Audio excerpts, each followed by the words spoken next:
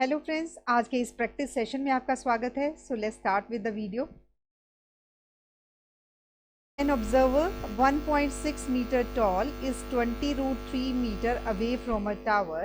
The angle of elevation from his eye to the top of the tower is 30 degree. The height of the tower. Tower की height को calculate करना है। एक observer है, उसकी height है 1.6 metre,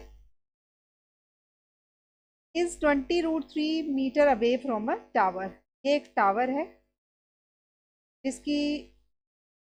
जिससे उसके डिस्टेंस यानी ऑब्जर्वर और टावर के जो बीच का डिस्टेंस है वो कितना गिवन है, वो है 20√3 metres. The angle of elevation from his eye to the top of the tower is 30 degree. तो एंगल ऑफ एलिवेशन बनेगा वो क्या होगा, 30 degree. The height of the tower यानी कि हमें टावर की हाइट को कैलकुलेट करना है। मैंने इसको लिखा ए, बी, सी, डी और ई।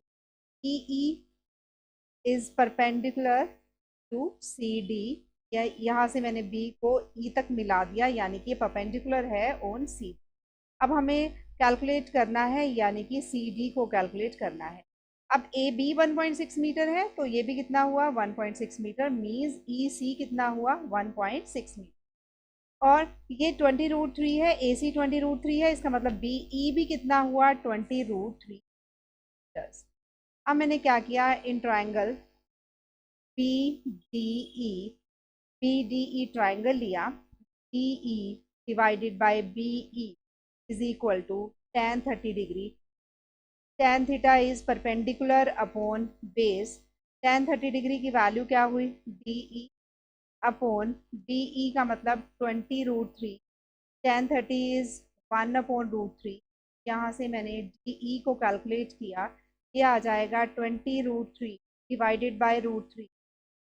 √3 से √3 is cancel, so here it comes out to be 20, यानी कि 20 मीटर आ गया। D E is 20। अब हमें कैलकुलेट करना है C D means height of the tower. ये होगा D E plus E C.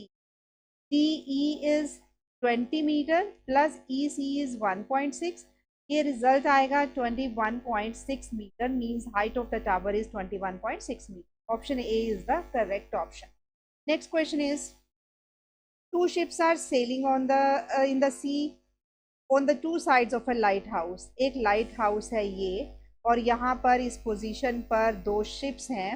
The angle of elevation of the top of the lighthouse is observed from the ship are 30 degree and 45 degree.